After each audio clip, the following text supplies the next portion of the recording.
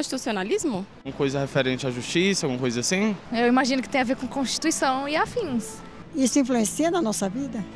O constitucionalismo, que começa com a primeira Constituição escrita, que foi a Constituição Americana de 1787, depois a Constituição Francesa de 1791, e o constitucionalismo chega ao Brasil em 1824, logo depois da independência. O constitucionalismo brasileiro é centrado nos valores da democracia, nos valores da concepção da dignidade da pessoa humana e da construção de uma série de arranjos institucionais que tenham como resultado a realização dos seres humanos enquanto membros de uma sociedade prospectiva. O que o constitucionalismo fez foi substituir o absolutismo. E todos os soluços autocráticos, todos os soluços arbitrários, todos os soluços de concentração de poderes que nós vivenciamos, tanto no século XIX quanto no século XX, é uma tentativa de retomar premissas que já foram afastadas com esse movimento. Então, para um constitucionalista, é até um contrassenso pensar em concentração de poder. Ao mesmo tempo, o constitucionalismo relegitima o poder por meio de direitos fundamentais, de direitos que são oponíveis uns cidadãos contra os outros, mas especialmente contra o Estado, que era um Estado absoluto que tinha todos os poderes até então de dispor sobre os cidadãos. E uma forma de relegitimar esse poder também é separando o poder, para que o poder não esteja concentrado numa única figura, é o que a gente chama modernamente de uma separação de poderes, o poder legislativo, o poder judiciário e o poder executivo. O constitucionalismo é esse movimento rico, é esse movimento plural, que vem derrubar um modelo político chamado absolutismo e criar um modelo político chamado Estado de Direito, que ao longo do tempo nós escolhemos e batizamos de Estado Democrático de Direito. A Constituição de 1824, sem dúvidas, dá início à história constitucional brasileira. Ela é a Constituição que inaugura o conjunto de constituições que tivemos a partir de então. É a Constituição no contexto da qual organiza-se o Estado brasileiro quando nós nos tornamos independentes de Portugal. A partir de 1930, o Brasil começa a se modernizar, mas esse processo de modernização, que implicava justiça eleitoral, voto secreto, que implicava legislação trabalhista, isso vai, na verdade, acabar com o golpe do Estado Novo, que vai durar de 37 a 45. É só a partir de 1946 que o Brasil vai respirar os ares da modernidade do século XX. E aí sim, o poder judiciário vai ter a sua importância reconhecida, ele passa a ter um papel decisivo como sendo uma espécie de árbitro daquilo que é proposto por lei e que é aprovado. O Legislativo vai ter ampla liberdade de atuação e o Executivo vai governando. A Constituição de 34 é também uma Constituição que abre para os direitos sociais, portanto, não só os direitos fundamentais, mas também os direitos sociais, embora com implementação talvez muito dificultada, muito difícil. A Constituição de 88, ela abre para os direitos e garantias fundamentais e abre também para os direitos sociais, passa a permitir o controle da omissão do legislador quando ele não realiza esses direitos. Aqui sim, de fato, nós temos de forma mais ampla, mais plena a realização desses direitos. A Constituição de 88, inclusive, abre também algo muito significativo, o voto do analfabeto, o que é extremamente relevante para essa democratização no contexto geral. Tudo isso, de fato, é um processo. É claro que aqui a gente pode ter uma ou outra descontinuidade, decorrente, inclusive, das intervenções nesse processo. E, sob 88, nós estamos vivendo também o mais longo período de normalidade institucional, pelo menos da vida republicana, começada em 1889. O número de constituições reflete a estabilidade política de um país. Vejamos, por exemplo, os Estados Unidos da América, que tem uma Constituição de 1787 e algumas emendas que são supervenientes, como a primeira das emendas que traz para os americanos a Declaração de Direitos, o que nós temos no nosso artigo 5º da Constituição Brasileira Contemporânea. Para alguns, nós temos ao longo da história 7 constituições. Para outros, nós temos ao longo da história 8 constituições. Fala-se que constituições outorgadas são impostas, o que revelam certas ditaduras, como, por exemplo, a Constituição de 1824, a Constituição de 1937 do Estado Novo de Getúlio Vargas e as Constituições de 67 e de 69, que ainda que formalmente promulgadas, foram constituições matizadas por uma certa imposição.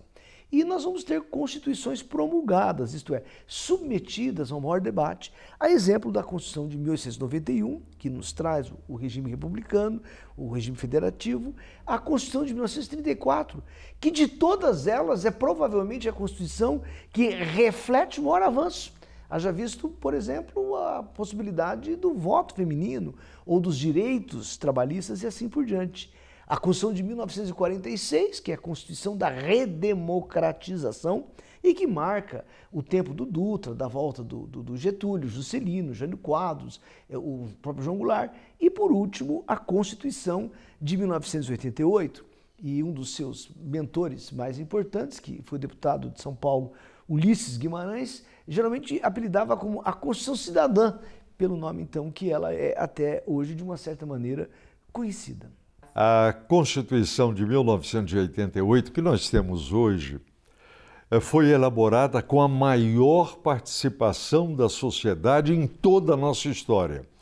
E quando eu falo de uma participação maiúscula da sociedade brasileira, influenciando os constituintes para que eles colocassem na Carta Maior as suas demandas, os seus pontos de vista, não se refere apenas aos setores politicamente organizados, as chamadas corporações, que atuaram, sem dúvida alguma. Mas eu falo de homens e mulheres simples do país inteiro, que vão pegar qualquer folha de papel, inclusive folha de embrulhar jornal, e ali colocar o que eles gostariam que estivesse na Constituição.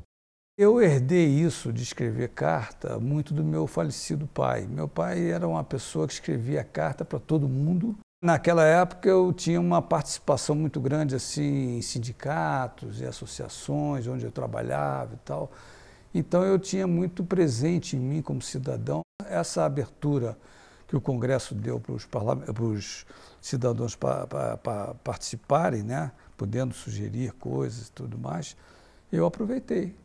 E eu realmente, para mim, foi uma emoção muito grande de vocês terem descoberto essa carta, que eu nem lembrava mais que eu tinha mandado isso para o Congresso. E a carta existe, está aqui na minha mão, escrita à mão, né? Enfim. E eu aqui faço uma série de sugestões, sugestões assim, muito amplas, né? Muito assim, mais... não tem nada muito específico, mas eram questões assim que eu achava que eram importantes para melhorar o Brasil, coisas que deveriam estar consignadas na nossa Constituição. E resolvi mandar a carta e, para minha surpresa, a carta está aqui nas minhas mãos, o que é uma coisa, eu digo a vocês, uma emoção bem grande para mim. A Constituição é a nossa lei maior, né? A nossa lei... Ou seja, que define as regras de como a sociedade vai funcionar, né? Como é que as regras maiores, né? Então, a Constituição é algo que tem a ver, tem que ficar intimamente ligada ao desejo da população, ao desejo do povo, ao desejo da sociedade, né? Não há nenhum processo de elaboração constitucional na história do Brasil que chegue próximo desse nível de participação da sociedade. É por essas e outras que a Constituição de 1988, que está em vigor hoje, não começa com aquilo que é clássico nas constituições, a organização do Estado, a divisão dos poderes. Não, não, não. Ela começa com os princípios que devem nortear a vida política, social, econômica e cultural do país. Hoje, a Constituição brasileira começa pelo ser humano. O artigo 1º determina o Estado democrático de direito e estabelece como princípios a soberania popular, a cidadania, a dignidade humana, que é o princípio mais importante do direito brasileiro, do direito constitucional brasileiro, do direito contemporâneo, o pluralismo político e o valor do trabalho, e também da livre iniciativa para demarcar o modelo econômico. Mas tudo isto é uma mudança na hora que se põe isso no início da Constituição. A gente fala em uma linguagem mais técnica que a topografia das normas constitucionais indica o que se pretendeu com a obra constituinte e o que a gente tem que fazer, interpretar e aplicar. Nas constituições antigas, 69, 67, 46, 37, 34, 91 e 1824, não havia ainda essa compreensão de que o texto constitucional tinha esse valor transcendente que ele passa a ter após a promulgação da Constituição de 88. Portanto, o constitucionalismo no modelo brasileiro é uma fórmula relativamente recente, levando-se em conta que ela tem entre nós uma vida muito curta, ainda que seja uma vida cheia de avanços na construção de uma sociedade democrática.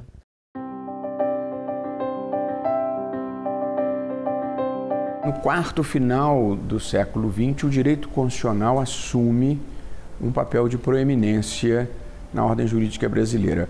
Nós tivemos o Código Civil de 1917, que foi um documento legislativo muito importante, que vigorou até 2003, e o centro de gravidade do direito no Brasil foi o Código Civil pela maior parte, eu diria, do século XX.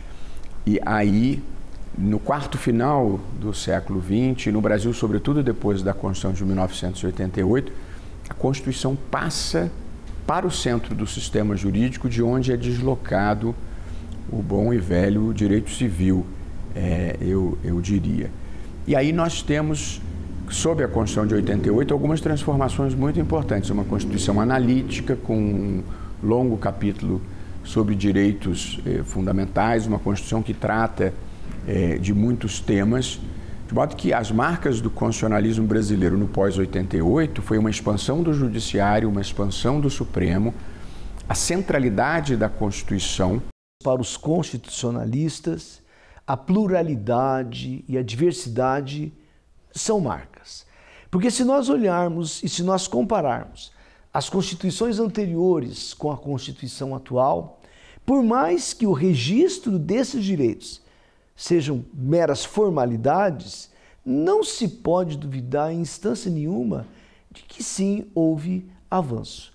A tendência de uma sociedade pluralista, a tendência de uma sociedade diversa, a tendência de uma sociedade democrática, me parece uma tendência irreversível. Hoje, nós conseguimos observar a presença de algumas pessoas, homens e mulheres, em cargos importantes, em posições de gestão, em posições importantes na administração pública, no judiciário, mas é ainda muito pouco se nós pensarmos e imaginarmos o que seria transformar aquele desejo constitucional em realidade.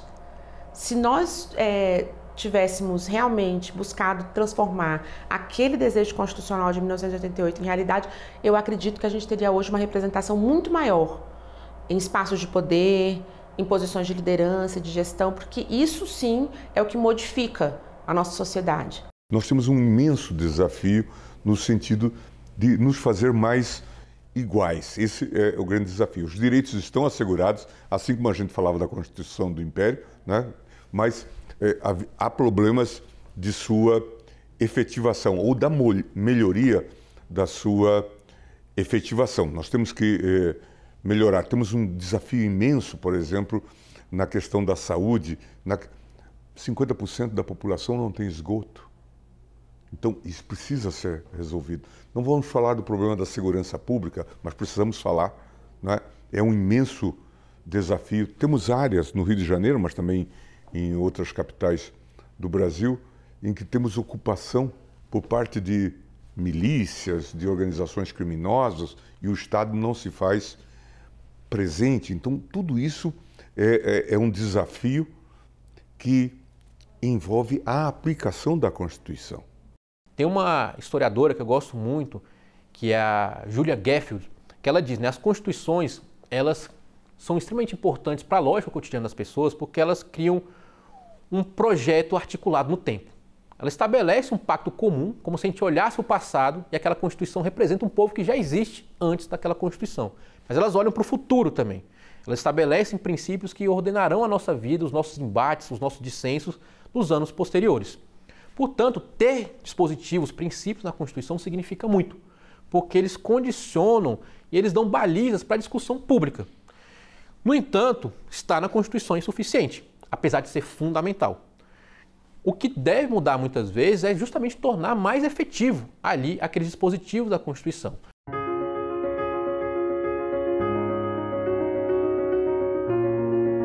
A Constituição de 1988, ao meu ver, ela é uma grande mudança ali na história do nosso constitucionalismo e, em especial, na relação entre identidade nacional e direito. Ou seja, entre aquilo que entendemos sobre o que somos como brasileiros e o que o direito deve fazer com essa identidade nacional, né, com essa nação. Para a gente pensar o que é essa mudança, é sempre bom lembrar que é uma Constituição fruto de várias lutas por redemocratização da classe trabalhadora, das mulheres, de setores rurais e do próprio movimento negro.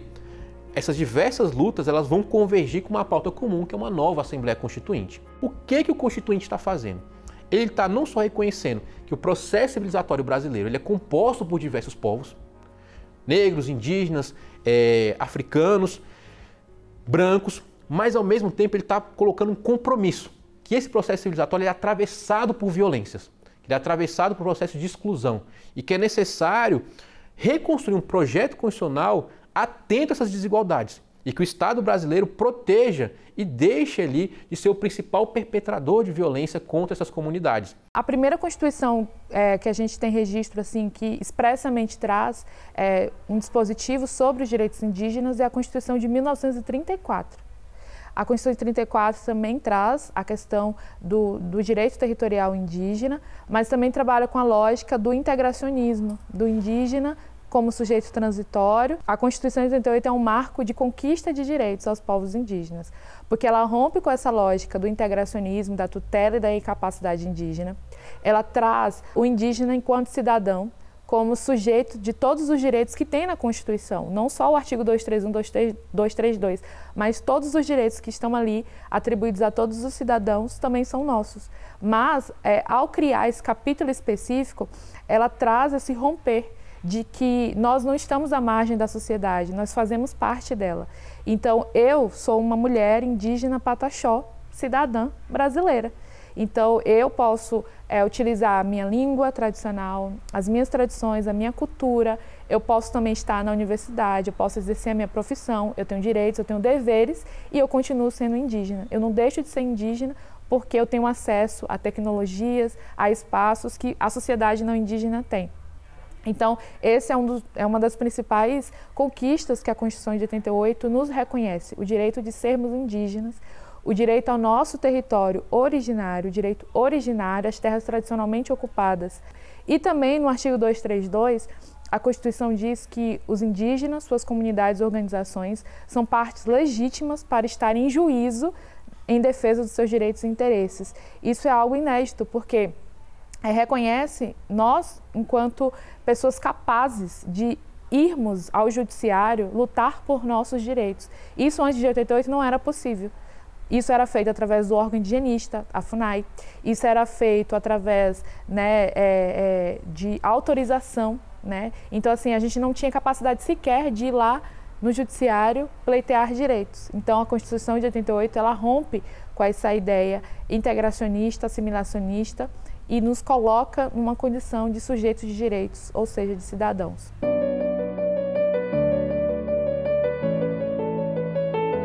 A mulher, ela simplesmente inexiste no texto constitucional de 1891. No texto constitucional de 34, refletindo o mundo, a guerra. Os homens foram guerrear, as mulheres iam trabalhar. Isso tem uma referência de emancipação da condição feminina. Então nós vamos ter na Constituição 34 e no Código Eleitoral que a sucede, regras disciplinando sobre a participação política da mulher. Infelizmente, essa participação chegou a ser quase um nada, levando-se em conta o golpe de Estado 37. Todavia, a partir de 1946, as mulheres têm acesso ao voto. Razão pela qual, então, se nós olharmos com uma lupa as constituições brasileiras ao longo do tempo, o que nós vamos perceber é que nós vamos ter essa ampliação, como, por exemplo, o voto ao analfabeto, ou mesmo a minoridade eleitoral, que a Constituição de 1988 rebaixou de 18 para 16 anos, ainda que o voto de quem tenha 16 anos seja facultativo e não obrigatório. A partir da Constituição de 88, homens e mulheres passam a ser iguais em direitos e responsabilidades, né, no âmbito da família. Não há mais aquela ideia da chefia da sociedade conjugal. Eu sou o chefe. Não. Não existe mais chefe na família, né? Homens e mulheres dividem igualmente as responsabilidades. Há uma série de outras, digamos, conquistas que também vão estabelecer um patamar de igualdade, né? Como a Constituição estabelece igualdade salarial entre homens e mulheres, igual oportunidade no mercado de trabalho. Então, realmente, é na Constituição de 88 que esse novo paradigma, né, de que homens e mulheres são iguais em direitos e responsabilidades nas mais diferentes esferas da vida é afirmado. O trabalho da mulher era um trabalho sempre complementar ao trabalho do homem, era, dependendo da classe social da mulher, sequer era bem visto que essa mulher trabalhasse. Então, isso como reflexo da sociedade na Constituição ou no constitucionalismo, levava ao fato de que ninguém se preocupava com isso. Mas, muito bem, nós evoluímos, a própria Constituição de 1988 é uma Constituição que busca resgatar essa paridade entre gêneros, essa igualdade entre homens e mulheres em vários campos, que não só no campo do direito do trabalho, não só no campo das relações trabalhistas, e, naturalmente, a evolução da sociedade no sentido de combater o machismo, combater o patriarcado e permitir que as mulheres tenham condições de vida, de trabalho semelhante ao dos homens, fez com que essa discussão em torno da igualdade de remuneração se tornasse uma discussão premente.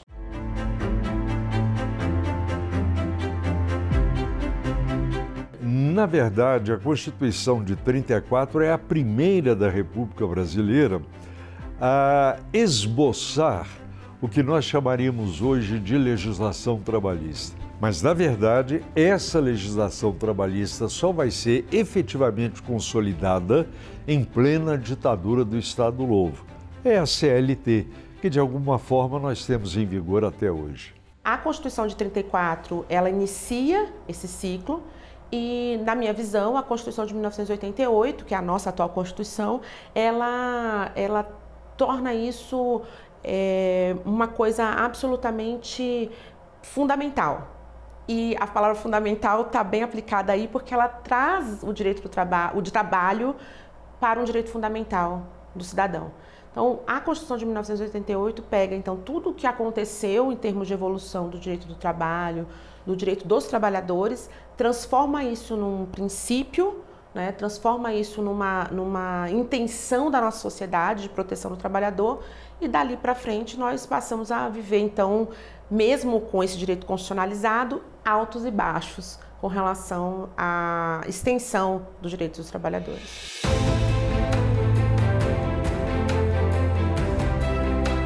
O desafio permanente é de consolidação democrática segundo os direitos conquistados a cada tempo pelas gerações que se sucedem e que avançam no sentido de melhorar as suas condições de vida para garantir a dignidade de todos e de cada um.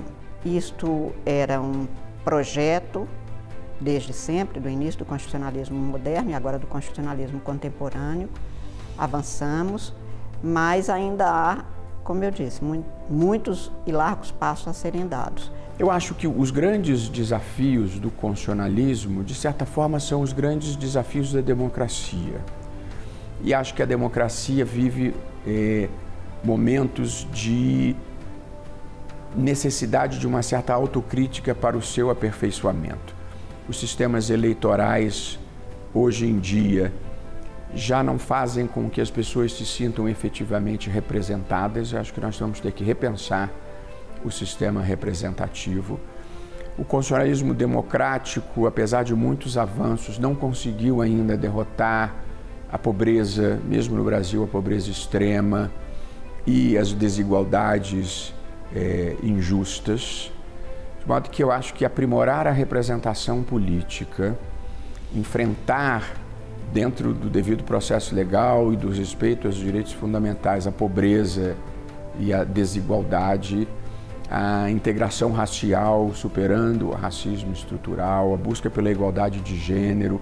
Acho que esses são os desafios contemporâneos aos quais nós precisamos responder com mais eficiência. O caminho foi longo, né? Os avanços foram muitos e a gente precisa refletir com muita acuidade histórica, com muita curiosidade histórica sobre tudo aquilo que já estava lá, mas que efetivamente foi fruto de uma mudança histórica, de um devir histórico que a gente vivencia até os dias atuais. O que falta é a consolidação democrática do que é o viver a Constituição por todos, todas as pessoas de uma sociedade, para que a gente tenha democracia na sociedade. O que falta é a consolidação, eu acho, plena dos direitos constitucionalmente estabelecidos e que tem de ser do conhecimento. Na Constituinte de 87 e 88, se discutiu se não seria obrigatório o conhecimento dos direitos fundamentais em todas as escolas de primeiro grau, para que a formação cívica de cada um, a cidadania, se exercesse da única forma que é possível, com conhecimento pleno de quais são os direitos. Não se reivindica direito que não se conhece. E isto veio com a Lei de Diretrizes e Bases da Educação. Darcy Ribeiro cansou de lutar por isso, mas ainda estamos longe de ter este sentimento constitucional na sociedade, porque aí nós temos, então, na minha compreensão hoje, da consolidação democrática na sociedade. Acho que isso falta.